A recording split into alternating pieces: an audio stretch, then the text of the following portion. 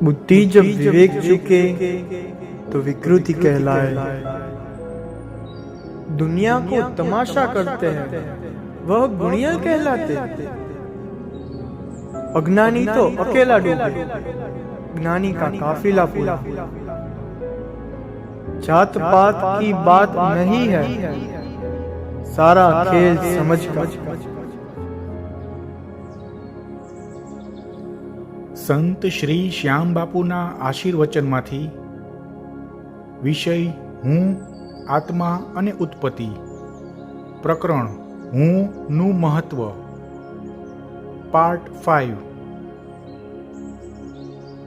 પહેલાના ચોથા ભાગમાં આપણે જોઈ ગયા કે મારા હોવાથી આ સંસાર છે, સૃષ્ટિ છે, દુનિયા છે, બ્રહ્માંડ પણ છે, અને હું નથી તો આ સંસાર નથી, સૃષ્ટિ નથી, દુનિયા નથી, બ્રહ્માંડ નથી, કશું જ નથી। આ રીતે બે અસ્તિત્વો થયા, દ્રષ્ટા અને દ્રશ્ય। પછી એક અસ્તિત્વ ઉમેર્યું, તેથી ત્રણ અસ્તિત્વ પ્રમાણે સાક્ષી છે તો દ્રષ્ટા પણ છે અને દ્રશ્ય પણ છે, અને જો સાક્ષી નથી તો દ્રષ્ટા પણ નથી અને દ્રશ્ય પણ નથી। આ રીતે ત્રણેયમાંથી કોનું કેટલું મહત્વ છે તે સમજાયું। હવે આ ત્રણે કોણ કોણ છે તે આગળ સમજીએ। આમાં દ્રશ્ય એટલે સંસાર, દ્રષ્ટા એટલે હું, માણસ પોતે, એટલે કે જોનાર કે અનુભવ કરનાર ભૌતિક શરીર, જ્ઞાનેન્દ્રિયો વગેરે। માણસ પોતે પોતાની કક્ષા પ્રમાણે જે ઓળખ મેળવેલી હોય તે, જે આગળના પ્રકરણોમાં વ્યવસ્થિત સમજાશે। સાક્ષી એટલે ભૌતિક શરીરમાં જીવાત્માના રૂપમાં રહેલ આત્મા। આશા છે કે આ વાત બરાબર સમજાઈ ગઈ હશે, તો હવે જરા આગળ વધીને વિચારીએ। દ્રષ્ટા અને દ્રશ્યને હવે કર્તા અને કર્મના સંદર્ભમાં વિચારીએ। દ્રશ્યની જગ્યાએ કર્મ મૂકીએ, તેથી દ્રશ્ય એટલે કર્મ। દ્રષ્ટા એટલે તો હું, પોતે છે જ। આ હું હવે કર્મનો કરનાર બની જાય છે, કર્તા બની જાય છે, અને કર્તા હોય છે તે ભોગતા પણ હોય છે। તેથી હું કરનાર અને ભોગવનાર એટલે કે કર્તા અને ભોગતા થયા। અને સાક્ષી એટલે સાક્ષી, તટસ્થ રહેનાર, હાજરી હોવા છતાં અલિપ્ત રહેનાર, અનુભવ કર્યા વગર અનુભૂતિ કરાવનાર, એટલે કે આત્મા। આત્મા તો આત્મા જ રહે છે, બધું ચલાયમાન છે, પરિવર્તનશીલ છે, ફક્ત આત્મા અચલ છે, તટસ્થ છે। તેથી આમાં દ્રષ્ટા એટલે કે કર્તા એટલે કે હું બદલાતા રહે છે। કઈ રીતે બદલાતા રહે છે? જેમ જેમ જ્ઞાન થતું જાય તેમ તેમ કર્તાની કક્ષા કે કર્તાનું કર્તાપણું ઉચ્ચ કક્ષા પ્રાપ્ત કરતું જાય, એટલે કે કક્ષા પ્રમાણે હુંની ઓળખ પ્રાપ્ત થતી જાય। જેમ કે હું કોણ છું? આ ભૌતિક શરીર કે યાદો કે લાગણીઓ કે અહંકાર કે આત્મા, આ પાંચ કક્ષા માણસની પોતાના જ્ઞાનની કક્ષા છે। આ બધી પોતાની કક્ષા પ્રમાણે માણસનું કર્તાપણું બદલાતું રહે છે, તેથી કર્તા ફ્લોટિંગ સ્ટેટમાં રહે છે। જ્યારે કર્તાનું કર્તાપણું સૌથી ઉચ્ચ કક્ષા પ્રાપ્ત કરે ત્યારે કર્તાપણું સમાપ્ત થઈ જાય। જ્યારે હું જ નથી રહેતો ત્યારે કોઈ કર્તા પણ નથી રહેતો, એટલે કે હું આત્મા છું એવી ઓળખ પાકી થઈ જાય, આત્માનુભૂતિ થઈ જાય, પછી કર્તાપણું સમાપ્ત થઈ જાય, અને પછી અહમ બ્રહ્માસ્મિ બધું એક થઈ જાય, એકાકાર થઈ જાય। આમાં જે કક્ષાની વાત થઈ તે હું એટલે કોણ તે કક્ષાની વાત છે, જે હવેના પ્રકરણોમાં આવશે। આવા બધા કારણોથી હુંનું મહત્વ ઘણું જ છે। આ સંસાર સૃષ્ટિ જેટલું જ મહત્વ હુંનું છે, જરા પણ ઓછું નથી. હવે હુંની ઓળખ વગર હું કેટલું ખતરનાક પરિણામ લાવી શકે છે એ જોઈએ. અહીંથી હવે મુદ્દો ત્રીજો શરૂ થાય છે.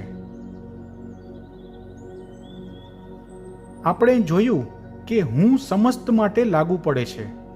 હું એટલે સ્વયં, પોતે, ખુદ, પોતાનું અસ્તિત્વ. તેથી હું એટલે આ વાંચનાર, સાંભળનાર દરેક માણસ, દરેક વ્યક્તિ. હવે આથી પણ આગળ વધીએ. જો સંસાર જેટલું જ મહત્વ હુંનું હોય, એટલે કે દરેક માણસનું પોતાનું મહત્વ હોય, તો દરેક માણસ જે કંઈ ક્રિયા, કર્મ, કાર્ય કરે કે વિચારો કરે તેનું પણ કેટલું મહત્વ હોય.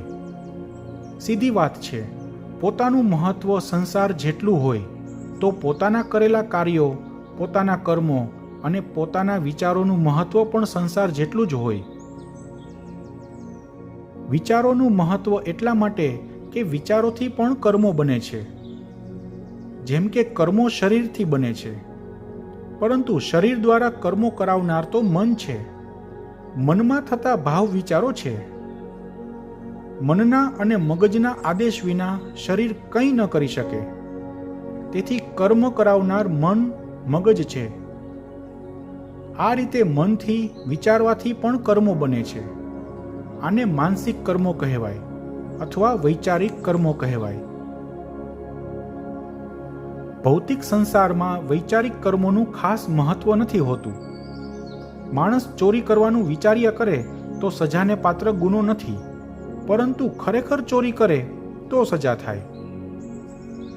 પરંતુ આધ્યાત્મ જગતમાં ચોરીના વિચારો કરવાથી પણ ખરાબ કર્મો બને છે. તેથી આધ્યાત્મ જગતમાં શારીરિક કર્મોનું અને માનસિક કર્મોનું, બંને કર્મોનું મહત્વ સરખું હોય છે. હવે ગણિતની જેમ સમીકરણ માંડીએ. પોતે છે તો સંસાર છે, તેથી પોતે જેવો છે તેવો સંસાર છે. પોતે અલ્પજ્ઞાની છે તો સંસાર પણ અલ્પ, નાનો છે. અને પોતે મહાજ્ઞાની છે તો સંસાર પણ મહા, મોટો છે. તેથી પોતે જેવા કાર્યો કરે છે તેવો સંસાર બને છે. એટલે કે પોતાના કર્મો પ્રમાણે સંસાર બને છે. તેથી પોતે જેવા વિચારો કરે છે તેવો સંસાર બને છે. આ સમીકરણ પ્રમાણે માણસ પોતાના વિચારો, વૃત્તિ, સ્વભાવ પ્રમાણે પોતાના જેવો સંસાર બનાવે છે. તેથી જ મહાજ્ઞાનીઓનો સંસાર પણ વિશાળ હોય છે. અને મહાજ્ઞાનીઓનો સંસાર મોટો, તેનો મતલબ એ કે તેના સંસારમાં બીજા અનેક નાના લોકોના સંસાર સમાઈ જતા હોય છે. આવા મહાજ્ઞાનીઓ મોટા મોટા રાજનેતાઓ હોઈ શકે છે, વૈજ્ઞાનિકો હોઈ શકે છે, ધાર્મિક કે આધ્યાત્મિક ગુરુઓ હોઈ શકે છે, અને હવે મોટી મોટી મલ્ટીનેશનલ કંપનીઓ પણ હોઈ શકે છે, જેની એડવર્ટાઇઝમેન્ટ કરોડો લોકોના બ્રેઇન વોશ કરી નાખે છે. આવા મહારથીઓના પોતાના સંસારમાં બીજા અસંખ્ય લોકોના સંસારો સમાઈ જતા હોય છે અથવા જોડાઈ જતા હોય છે. તેથી આવા મહારથીઓ કે મહાજ્ઞાનીઓ બીજા અસંખ્ય લોકોના સંસારને સમૃદ્ધ પણ કરી શકે છે અને બીજા અસંખ્ય લોકોના સંસારનો નાશ પણ કરી શકે છે. ઇતિહાસમાંથી આવા સારા અને ખરાબ બંને દ્રષ્ટાંતો મળી આવે છે. અને ધર્મ, વિજ્ઞાન, સમાજ એવા કોઈ પણ ક્ષેત્રમાં આ નિયમ લાગુ પડતો હોય છે. ધર્મની વાત કરીએ તો દુનિયાભરમાં ધર્મો માનવ કલ્યાણ માટે બન્યા છે અને ધર્મોથી માણસનું કલ્યાણ થાય છે. તો અમુક ખરાબ ધર્માંધ માણસોએ ધર્મના નામે નરસંહાર પણ કર્યો છે અને અત્યારે પણ આવી આસુરી પ્રવૃત્તિ આતંકવાદીઓ કરે જ છે. વિજ્ઞાન ક્ષેત્રની વાત કરીએ તો અત્યાર સુધીમાં જેટલા પણ આવિષ્કારો થયા છે તે બધા આવિષ્કારોનો સારા માણસોએ લોક કલ્યાણ અર્થે ઉપયોગ કર્યો છે અને ખરાબ માણસોએ તે જ આવિષ્કારોનો સૃષ્ટિના અને માનવીઓના વિનાશ અર્થે ઉપયોગ કર્યો છે. આમાં વીજળીની શોધ કહી શકાય. ઇલેક્ટ્રિસિટી દ્વારા માનવજાતનું કલ્યાણ થયું છે, તો કોઈ ખરાબ માણસો બીજાને દંડ દેવા માટે પણ ઉપયોગ કરે છે, તો કોઈ વળી પોતાની પરપીડન વૃત્તિ શાંત કરવા માટે બહુ ખરાબ રીતે ઉપયોગ કરતા હોય છે. અણુશક્તિની શોધ દ્વારા લોક કલ્યાણ અર્થે એટોમિક રિએક્ટરો પણ સ્થપાય છે અને અણુબોમ્બ પણ બનાવાય છે. અનેક મહાયુદ્ધો થયા છે, બે વિશ્વયુદ્ધો પણ થયા છે. આવા યુદ્ધોમાં ફક્ત 2 રાજનેતાઓના સંસારમાં માનવજાતના સંસાર સમાયેલા હોય છે. અને હવે જો અણુયુદ્ધ થાય તો ફક્ત એક માણસના આદેશથી સમગ્ર માનવજાત નષ્ટ થઈ શકે તેમ છે. તો વિચારી જુઓ, આનો શું મતલબ થયો?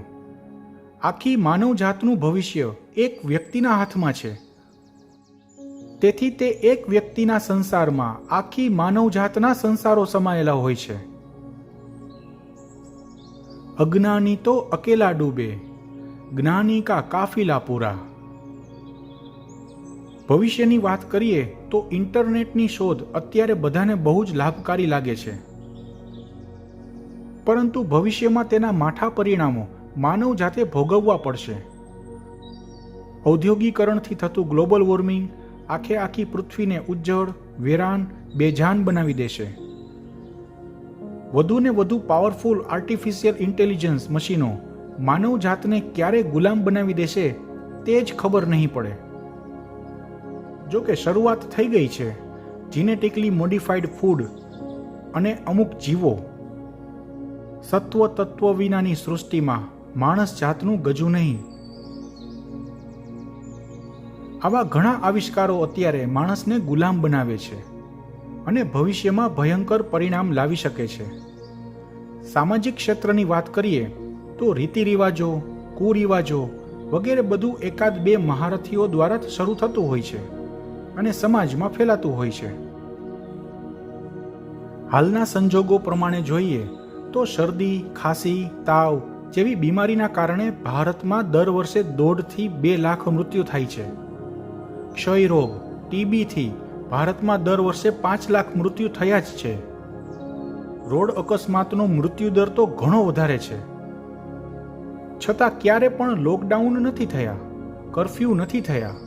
બીમાર વ્યક્તિના પરિવાર સિવાય બીજા કોઈના જીવન અસ્તવ્યસ્ત નથી થયા. પરંતુ કોરોનાના કારણે લોકડાઉન, નાઇટ કર્ફ્યુ વગેરેના કારણે આખા ભારતની જનતાના તમામના જીવન અસ્તવ્યસ્ત થઈ ગયા છે.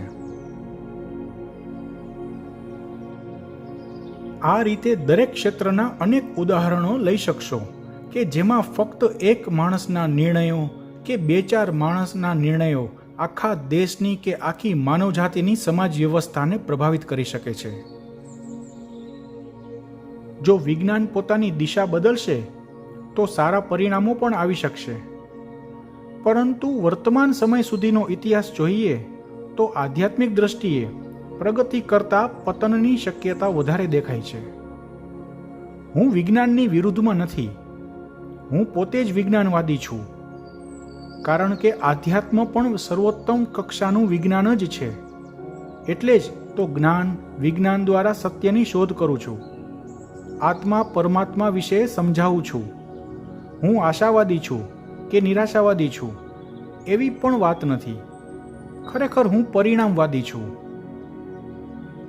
તેથી જ ભૌતિક વિજ્ઞાન જે રીતે વિકાસ પામી રહ્યું છે તેની દિશા સાચી નથી તે ચોક્કસ માનું છું અને તેના અમુક દ્રષ્ટાંતો ગયા અંકમાં આપ્યા છે. મોટાભાગના સંતો, મહાત્માઓ એવું માનતા હોય છે કે વિજ્ઞાન દ્વારા સત્યને પામી જ ન શકાય. આ તેમની માન્યતા થઈ. હું આવું નથી માનતો. સત્ય હંમેશા વિજ્ઞાન દ્વારા જ સિદ્ધ થઈ શકે. વિજ્ઞાનથી દૂર થશો તો અવૈજ્ઞાનિક પદ્ધતિઓના ભેદભરમમાં ભેરવાઈ જશો અને પછી વિજ્ઞાનમાં આગળ વધેલી દુનિયા તમારા પર રાજ કરશે. આવું વારંવાર થતું આવ્યું છે. આ મારી માન્યતા કહેવાય, પરંતુ મારી માન્યતા પાછળ ઘણા કારણો રહેલા છે. ઋષિઓએ હજારો વર્ષો પહેલા જ્ઞાન વિજ્ઞાન દ્વારા જ ધર્મ અને આધ્યાત્મનું સંશોધન કર્યું હતું અને ભારતમાં સુવર્ણ યુગનું સ્થાપન થયું હતું. આપણે જેમને ઋષિ કહીએ છીએ તે બધા વૈજ્ઞાનિકો જ હતા. ઋષિનો અર્થ જ એ થાય કે જ્ઞાન પ્રાપ્ત કરનાર. પરંતુ પછીથી બધાએ વિજ્ઞાનને કિનારે કર્યું અને અંધભક્તિ ચાલુ થઈ. તેથી ભૌતિકવાદી લૂંટારાઓએ આ સોને કી ચીડિયાને પીખી નાખવામાં કંઈ બાકી ન રાખ્યું. જ્ઞાન વિજ્ઞાન તો પરમાત્માનું જ એક અંગ છે, અંશ છે. તેથી વિજ્ઞાનને પ્રાપ્ત કરી તેનો ઉપયોગ કરનારા દેવ પણ બની શકે છે અને દાનવ પણ બની શકે છે. અને જ્ઞાન વિજ્ઞાનથી દૂર રહેનારા અને સમાજ વગર ભક્તિ કરનારા કે જીવન જીવનાર બધા લોકો બિચારા બનીને પોતાની માન્યતાને કારણે, અજ્ઞાનતાને કારણે, પોતાના નિજી સુખ દુઃખના ચક્કરમાં ફસાઈને જન્મો જન્મના ચક્કર કાપ્યા કરે છે. અને હું જે જ્ઞાન વિજ્ઞાનની વાત કરું છું તે ફક્ત ભૌતિક વિજ્ઞાન નહીં, આધ્યાત્મ વિજ્ઞાનની વાત કરું છું. અને ભૌતિક વિજ્ઞાન પણ આધ્યાત્મ વિજ્ઞાનની એક મહત્વની શાખા છે. જેમ કે આ બ્રહ્માંડ, દુનિયા, આપણું ભૌતિક શરીર, આ બધું જ ભૌતિક વિજ્ઞાનના નિયમો પ્રમાણે ચાલે છે. તેથી ભૌતિક વિજ્ઞાનમાં ન માનનારા શારીરિક કે સાંસારિક સુખ પ્રાપ્ત ન કરી શકે. તેનાથી સૂક્ષ્મમાં જઈએ તો મૂળભૂત લાગણીઓ, ઉર્મિઓ જેવી કે આનંદ, પ્રેમ, અભય વગેરે ઇમોશન્સ મનોવૈજ્ઞાનિક કહેવાય અથવા પારભૌતિક વિજ્ઞાન કહેવાય. તેથી મનોવિજ્ઞાન ન સમજનારા માનસિક શાંતિ, પ્રેમ, અભય પ્રાપ્ત ન કરી શકે. અને જ્યાં ભૌતિક વિજ્ઞાન કે મનોવિજ્ઞાન ન પહોંચી શકે એટલા સૂક્ષ્મ સ્તર પર જઈએ તો આત્મા, પરમાત્મા તે બધું સર્વોચ્ચ વિજ્ઞાનમાં એટલે કે આધ્યાત્મ વિજ્ઞાનમાં આવે. તેથી આધ્યાત્મ વિજ્ઞાનના સિદ્ધાંતો જાણવાથી આત્મા, પરમાત્મા વિશે સમજી શકાય. આ આત્મા પરમાત્માને સમજવાની વાત છે, પામવાનું તો ત્યાર પછી આવે. જો કે ભૌતિક વિજ્ઞાન પણ આડમાર્ગે જઈ શકે છે. તેથી પોતાની જિંદગી પર તેના ખોટા પ્રભાવ ન પડે તે માટે જ્ઞાન તો જોઈએ જ. આ રીતે દરેક પ્રકારનું જ્ઞાન હોય છે, વિવિધ જ્ઞાન હોય છે. અને તમારે જે પ્રાપ્ત કરવું હોય તેનું સાચું જ્ઞાન મેળવવું જરૂરી હોય છે, અનુભવ કરવો પણ જરૂરી હોય છે. ઋષિ મહર્ષિઓએ પણ જ્ઞાન વિજ્ઞાનનો જ સહારો લીધો હતો. મૂળ વાત પર આવીએ તો જેનામાં જેટલું જ્ઞાન વધારે તેનો સંસાર પણ એટલો મોટો. આમ આ રીતે મહાજ્ઞાનીઓ પોતાની બૌદ્ધિક ક્ષમતાથી, પોતાની માન્યતાઓથી, વિચારોથી ધર્મનો કે વિજ્ઞાનનો ઉપયોગ કરી માનવ જાતનું કલ્યાણ પણ કરી શકે છે. અને અલગ માન્યતાઓથી પ્રેરાઈ બૌદ્ધિક કુતર્કો કરી વિનાશ પણ કરી શકે છે. કારણ કે તેનો પોતાનો સંસાર એટલો બધો વિશાળ હોય છે કે તેમાં અસંખ્ય લોકોનો સંસાર સમાઈ જતો હોય છે અને બીજા અસંખ્ય લોકોના સંસાર પ્રભાવિત થતા હોય છે. બધાની વાત નથી, પરંતુ સમયાંતરે અમુક મોટા મોટા માણસો, સત્તાધારીઓ અહંકારવશ સંસારને ઉજાડવાની, સંસારનો નાશ કરવાની કોશિશો કરતા હોય છે. આવું એટલા માટે થાય છે કે આવા મહાજ્ઞાનીઓ, મહારથીઓ પોતાને પરમાત્માનો અંશ નથી માનતા અને પોતાના અહંકારને હું માને છે. વધારે વિચિત્રતા તો એ હોય છે કે છતાં પોતાના કાર્યને પરમાત્માનું કાર્ય માનતા હોય છે. હું એટલે કોણ? હું એટલે અહંકાર એવું માનતા હોય છે. અને આ અહંકારને જ પરમાત્મા માનતા હોવાથી એવું બનતું હોય છે. માણસને પોતાને જ પોતાની ઓળખ નથી. તેથી પોતાના અહંકારને સર્વશક્તિમાન પરમાત્મા બનાવવાની કોશિશો કર્યા કરતા હોય છે. સર્વશક્તિમાન બનવાની કોશિશ ન કરાય, સર્વશક્તિમાનના મદદનીશ બનવાની કોશિશ કરાય. ભૌતિક રીતે આટલો જ્ઞાની માણસ પોતે કોણ છે તે ઓળખી નથી શકતો. માણસ જો પોતાને સાચી રીતે ઓળખે, સર્જનહારને પણ ઓળખે, તો ગંભીરતાથી પોતાના કર્મો કરતો થાય. આ રીતે હુંનું મહત્વ, પોતાનું મહત્વ તો સમજ્યા. હવે તેથી પણ વધુ મુશ્કેલ છે પોતે કોણ છે એ સમજવાનું. આ ભૌતિકવાદના સમયમાં આ બધું સમજવું ખરેખર અટપટું છે. પરંતુ પરમાત્માનું સર્જન સરળ તો ન જ હોય ને. સત્યને પામવું સહેલું તો ન જ હોય ને. જિંદગી પૂરી કરવી તો ઠીક છે. પશુ, પક્ષી, પ્રાણી, દરેક જીવજંતુ પણ જિંદગી રહે ત્યાં સુધી જીવ્યા કરતા હોય છે. પરંતુ મનુષ્યને જ્ઞાન પ્રાપ્ત થયેલું છે. તેથી બીજા બધા કરતા, સમગ્ર જીવ જગત કરતા મનુષ્ય અલગ થઈ જાય છે અને જવાબદારી પણ વધી જાય છે. તેથી અહંકારનું આવરણ પાર કરીને પરમાત્માને પામતા પહેલા પરમાત્માએ આપેલા જ્ઞાન દ્વારા પોતાની ઓળખ તો પ્રાપ્ત કરવી જ પડે. નહીં તો જન્મો જન્મના ધર્મધક્કા થયા કરે. તેથી જ્ઞાનને પરમાત્મા તરફ વાળવું ફરજિયાત હોય છે. અને પરમાત્મા તરફ વળતા પહેલા આત્માની ઓળખ મેળવવી પડે. અને તે પહેલા હુંની ઓળખ એટલે કે પોતાની ઓળખ મેળવવી પડે. હુંનું મહત્વ પ્રકરણ પૂરું.